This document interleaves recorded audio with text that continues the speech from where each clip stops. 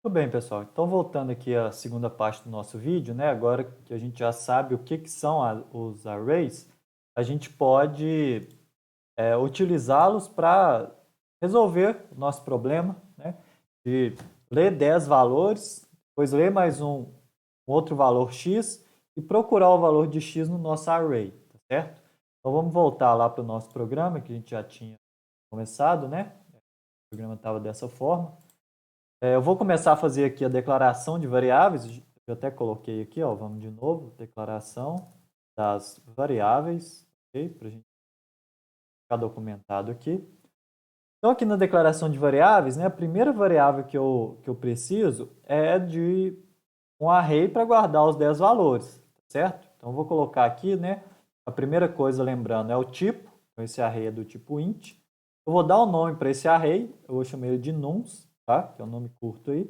E entre colchete eu vou colocar o tamanho desse array. Vou colocar aqui, no caso, 10, certo? Lembrando, quando eu declaro, eu coloco o tamanho. Então, esse array pode ter 10 elementos. O que mais que eu vou precisar, né? Como para a gente percorrer o array, eu vou precisar fazer um loop nos elementos, eu vou declarar uma outra variável aqui do tipo inteira, vou chamar ela de i, que é o índice, né? Que eu vou estar percorrendo o meu array. Daqui a pouco vai ficar mais claro. Vou precisar também de mais uma variável, né? Que seria o meu x, ok? Seria o valor que eu quero procurar dentro do array. Então, eu vou colocar aqui, ó, int x. E vou colocar também, vou precisar também, na verdade, né, de uma variável para contar quantas vezes eu encontrei o valor de x no meu vetor nums, né, ou no meu array nums. Essa variável também é do tipo inteiro, eu vou chamar ela de cont. Muito bem. Ótimo. Vamos pensar aqui em termos de inicialização, né? O nums não precisa inicializar, porque o usuário vai ter que digitar 10 valores. O i, que é o índice, também não, porque eu faço isso dentro do laço, né? Eu inicializo o meu... Quando eu estou usando o laço for, ele já faz inicialização. O x também não, porque eu vou ler do usuário. O contador eu preciso inicializar, né? Porque já que ele está fazendo a contagem, vai começar a contagem a partir de quanto? Vou colocar aqui, ó, ele vai começar a contagem a partir de 0. Para ficar mais simples, como todos aqui são int, né? Ao invés de eu colocar int, int, int, int, eu vou colocar todos na mesma linha. Vai ficar i, x e cont igual a 0. Todos variáveis do tipo inteira. Ok? Muito bem. Agora, o que eu vou fazer, né? Eu já tenho as minhas variáveis declaradas. A primeira coisa que eu tenho que fazer no meu programa é a leitura dos dados do usuário, né? Então, eu vou fazer aqui, ó, leitura dos dados do usuário. Então, eu vou imprimir aqui para o meu usuário, né, o que ele tem que fazer, para não ficar simplesmente uma seta piscando. Vou fazer aqui printf, digite o valor, certo? Barrinha aqui no final, para a próxima coisa que ele escrever, ele já vai para a próxima linha. Muito bem, e se eu pedir ele para digitar, eu tenho que ler aqui com o scanf, tá certo? Lembrando, né? Primeiro eu coloco o tipo de dado que eu estou lendo, porcentagem D ou porcentagem I. O I comercial, em qual variável que eu vou guardar? Aqui eu vou guardar na variável nums, ok? Muito bem. Vamos melhorar isso aqui então. Esse programa aqui ele não está correto não. O nums, eu sei que ele é um vetor. E eu tenho que guardar cada hora em uma posição desse vetor, tá certo? Então vamos pensar aqui, ó. A primeira vez que eu pedir para digitar, ele tem que guardar na posição 0, que é a primeira posição do meu vetor. Depois ele tem que guardar na posição 1, segunda vez. A terceira vez na posição 2, posição 3, até a posição 9, para eu poder guardar 10 valores, não é isso? Então, para eu fazer isso, né, o que eu vou fazer? Eu teria que dar um printf scanf aqui 10 vezes, então vou fazer aqui, ó. 2, 3, 4, até 10. A gente sabe que todas as vezes que eu tenho que repetir uma mesma instrução várias vezes, eu uso um laço, né? Ao invés de ficar dando Ctrl C, Ctrl V, isso aqui é muito feio, não existe, né? O que eu vou fazer aqui então? Vou fazer um laço, né? Vou utilizar um laço for. Então, for. Eu já criei minha variável de controle do laço, é o i, né? Então, para o i igual a 0. Enquanto o i for menor do que 10, né? Porque vai de 0 até 9. E o incremento eu vou fazer de 1 em 1. E mais. Vou colocar aqui as chaves. O que eu vou fazer? Eu vou pedir o meu usuário para... vou mostrar para o usuário aqui o que tem que ser feito, né? Então, eu vou colocar aqui, ó, printf, digite o valor. Para ficar um pouquinho melhor, vamos colocar de qual elemento que a gente está, para o usuário saber. Então, digite o valor do elemento. Ok, aí deveria ser, né, o elemento 1, depois o elemento 2, depois o elemento 3, depois o elemento 4, né? Vamos perceber que no programa, quem está variando de 1 em 1 é exatamente a variável i, tá certo? Então, se eu printar o valor aqui do elemento i, ele vai printar, digite o valor do elemento 0, do elemento 1. Só que eu não quero começar do 0, eu quero começar do 1. Então, o que eu vou fazer? Eu vou pegar o valor de i e somar 1. Né? Vai ficar assim, ó, digite o valor do elemento, porcentagem d, e aqui eu coloco o i. Só que se eu colocar o i, o primeiro elemento vai ser o 0. Nós, seres humanos, não costumamos contar do elemento 0, né? Então, eu vou fazer o seguinte, ao invés de 0, eu vou colocar mais 1 aqui, e vai ficar o elemento 1, 2, 3, 4, 5, até o 10, ok? E eu vou ler isso aqui também, ó, logo depois que eu digitar, eu vou ler o valor. E aqui, cada hora, né, eu vou ler para uma posição. Em um determinado momento vai ser nos 0, né, para o primeiro, depois nos 1, depois nos 2, 3. Repare que a minha variável i também está variando exatamente dessa forma. Então, aqui é só colocar nos i.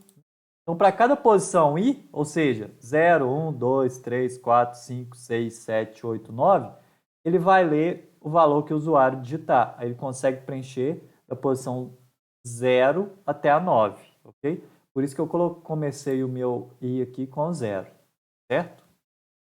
Muito bem. Reparem que fazendo isso, eu já consigo ler todos os 10 elementos do vetor, né? Então, agora eu já posso passar para a próxima fase, que seria o quê? Fazer a leitura do valor x, que é o valor desejado, né? Vamos colocar aqui, valor desejado x, ok? Eu sempre gosto de colocar um comentário do que eu tenho que fazer no código, que aí, como se a gente estivesse fazendo um algoritmo, né? Você escreve o que você tem que fazer e depois transforma isso em código. Então, vamos lá. Para fazer a leitura, primeiro, eu vou falar para o usuário o que ele tem que digitar. Então, eu vou dar um printf, digite o valor desejado x. Coloco aqui um porcentagem, um barra n, né, para ele passar para a próxima linha. Dou um scanf, é um valor inteiro, então porcentagem d, o i comercial e qual variável que eu vou guardar. Eu separei aqui a variável x para guardar esse valor, tá certo? Muito bem, então aqui também eu li. E o que eu vou fazer agora, né? Eu tenho um vetor com 10 posições e eu tenho o valor x que eu quero fazer a comparação. Eu tenho que pegar esse valor x e comparar ele com cada posição do meu vetor. Então, eu vou ter que fazer um laço de novo, né? Para cada posição i, eu comparo se aquela posição i do vetor ele é igual ao valor desejado x. Então, vamos fazer aqui, ó. A gente vai fazer o seguinte, verificar se o valor de x é igual ao elemento, qual elemento? Elemento i, porque vai ficar variando, né, ao elemento i do vetor. Então aqui eu tenho que começar com o laço. Repare que eu não estou mais utilizando a variável i, então eu posso usar ela aqui de novo para refazer o laço. O laço vai ficar exatamente igual a esse aqui, ó. For i igual a 0, i menor que 10, e eu vou incrementar o i de 1 em 1. Coloco chaves aqui. E agora a gente vai fazer a verificação, né? O que eu quero verificar? Se o meu valor de x é igual ao elemento do vetor, né? O elemento para cada posição. Então, eu vou fazer o seguinte, ó. Se o valor de x é igual a nuns, lembrando que nuns é um vetor, então eu tenho que especificar qual elemento, né? De novo, a primeira vez vai ser o elemento 0, segunda vez o elemento 1, terceira vez o elemento 2, 3, 4 e assim por diante. Quem que está variando dessa forma no meu programa? É exatamente a variável i. Então aqui, ó, basta eu comparar com a variável i. Se isso aqui for igual, o que eu vou fazer? Eu vou incrementar o meu contador, né? Então o meu contador que estava em 0 passa para 1, depois para 2. Então basicamente, fonte mais para poder incrementar o meu contador. Então só lembrando, né? Quando o i for 0, ele vai verificar o x é igual à posição 0 do vetor nuns. Se for, ele faz conte mais, incrementa o contador. O contador que estava em 0 passa para 1. Se não, ele volta aqui no laço, né? Incrementa o i passa para 1, porque estava em 0. Ele verifica, o i igual a 1 é menor que 10? Não é. Então ele faz o laço de novo. Vai verificar agora que o valor de x, né, o valor desejado de x, ele é igual à posição 1 do vetor. Né? Se for igual, ele incrementa o contador. Né? Incrementou o contador, volta no laço, incrementa, verifica a condição. Ele vai fazer isso aqui 10 vezes, né? Porque essa condição aqui só vai ser diferente na 11ª vez. Quando ele fizer isso 10 vezes, ele sai do laço. Muito bem. Agora, quando ele fizer isso 10 vezes, eu já sei quantas vezes o valor de x apareceu no meu vetor. Ele apareceu conte vezes. Verdade? Que essa variável conte. O que eu faço? Eu simplesmente agora mostro para o usuário quantas vezes x apareceu no vetor.